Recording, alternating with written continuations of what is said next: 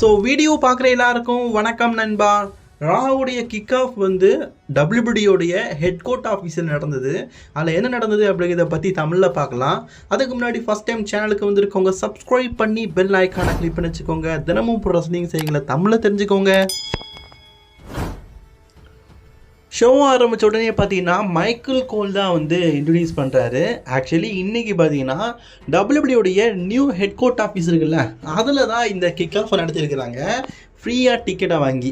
So triple H தான் பார்த்தீங்கன்னா show ஆரம்பிக்கிறாரு. ட்ரிபிள் ஹெச் சொல்கிறாரு, ஒரு புது ரெஸ்லரை வந்து நாங்கள் வந்து இப்போ வந்து ரா பிராண்டுக்கு ட்ராப் செஞ்சுருக்கிறோம். அந்த நட்பணியான விஷயத்தை வந்து ராவுடைய ஜென்ரல் மேனேஜரான ஆடம் பியர்ஸ் சொல்லுவார் அப்படிங்கிற மாதிரி ட்ரிபிள் ஹெச் வந்து சொல்கிறாரு. அண்ட் நெட்ஃப்ளிக்ஸில் ரா மட்டும் இல்லை, ஸ்மாக்டவுன் NXT கூட நீங்கள் ஸ்ட்ரீமிங்காக பார்க்கலாம் அப்படிங்கிறத சொல்லியிருக்காரு.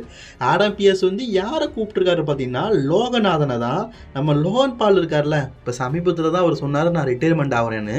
ஆனால் இன்றைக்கி பார்த்தா நான் ஸ்மாக்டவுன் பிராண்ட்லேருந்து ரா பிராண்டுக்கு டிராஃப்ட் ஆகிருக்கேன் அப்படின்னு சொல்கிறாரு.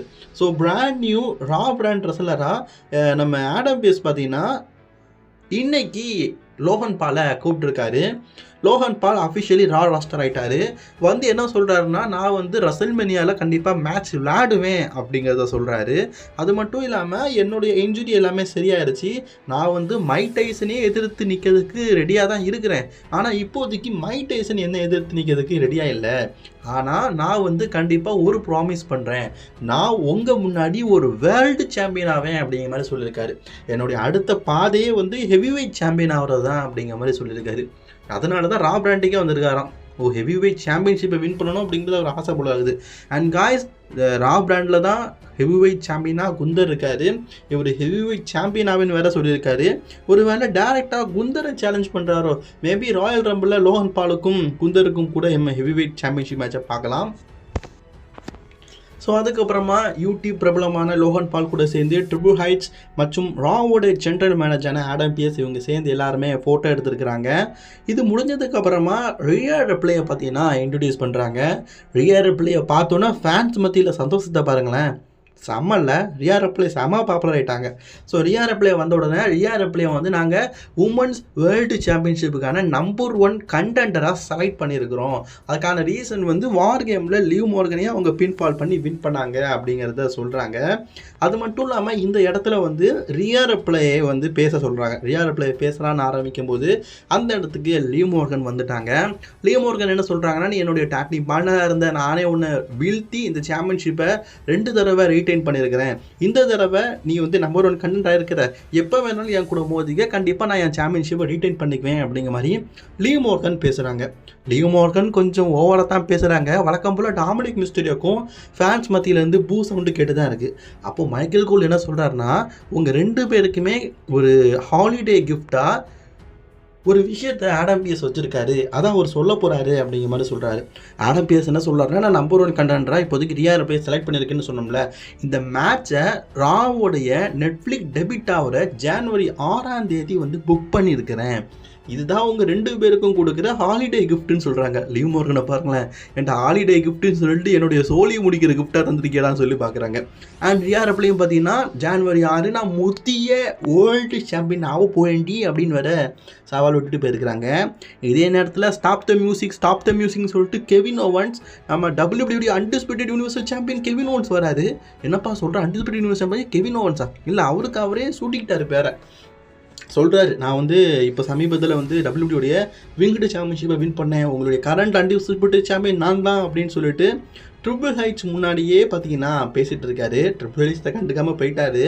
பட் ஆனால் ஆடம் பியர்ஸோ மைக்கேல் கோலோ என்ன சொல்கிறாங்கன்னா, அஃபிஷியலி வந்து சாம்பியன் வந்து கோடி ரோட்ஸ் தான், இவர் ஒன்றும் சாம்பியன் இல்லை, இவர் சாட்டர்டே நைட் இவென்ட்ல தோற்று போனார்.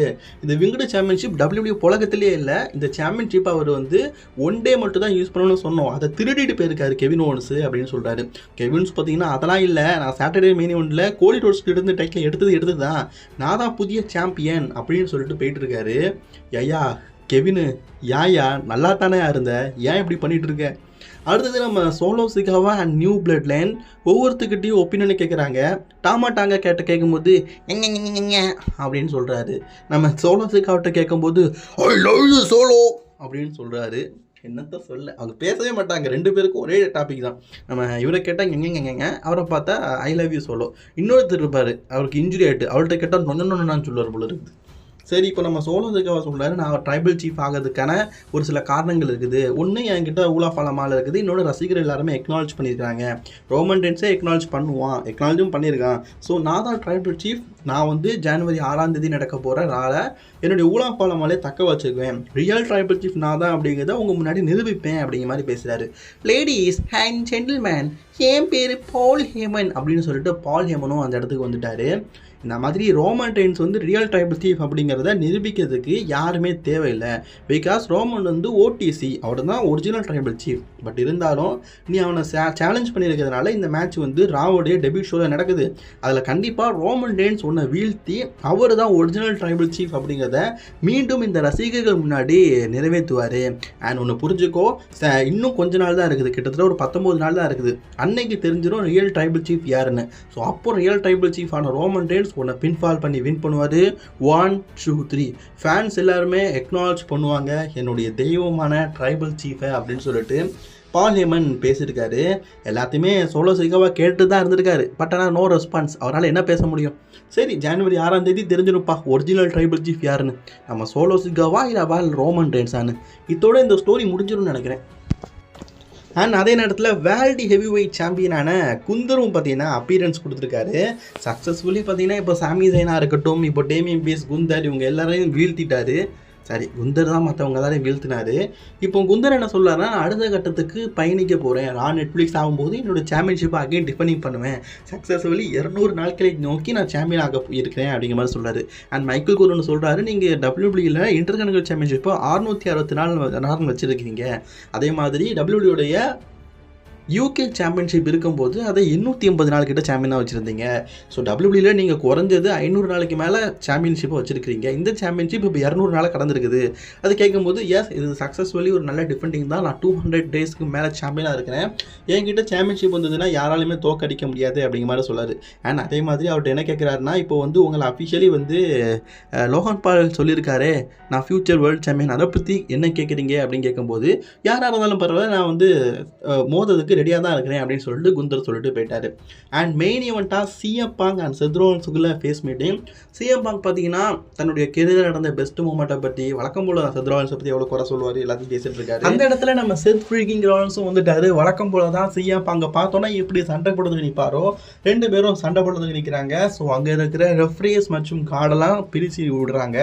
உங்களுக்குள்ள சண்டையாக 19 நாளைக்கு அப்புறம் வச்சுக்கோங்க. 19 நாளைக்கு அப்புறமா ரா நடக்கும், அந்த ராலை நீங்கள் 2 பேரும் மோதிக்கோங்க அப்படின்னு சொல்லிட்டு ரெஃபரீஸ் எல்லாம் தடுத்து நிறுத்துறாங்க. இதுதான் இன்னைக்கான ரா பிரீமியம் ஷோவில் நடந்தது. பிடிச்சிருந்தா லைக் ஷேர் பண்ணிக்கோங்க. தொடர்ந்து வீடியோ பார்க்க சப்ஸ்கிரைப் பண்ணிக்கோங்க.